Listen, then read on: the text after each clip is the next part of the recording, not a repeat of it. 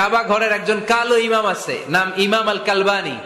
উনি লন্ডনে একটা ইন্টারভিউতে বলেছেন, আমার মায়ের বদদোয়া আমাকে কাবা ঘরের ইমাম বানিয়েছে।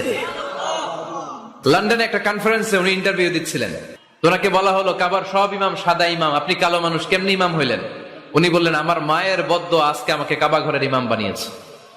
উনি বললেন, আমি ছোট্টবেলা অনেক বদের হাড্ডি ছিলাম, আমার মতো দুষ্ট আমার এলাকায় কোনো ছেলে ছিল না। মানুষের গালাগালি, মারামারি, দুষ্টামি, ভাঙচুর, চেঁচামেচি, চিৎকার, বিশৃঙ্খলা আমার মতো কেউ বেশি করতে পারতো না।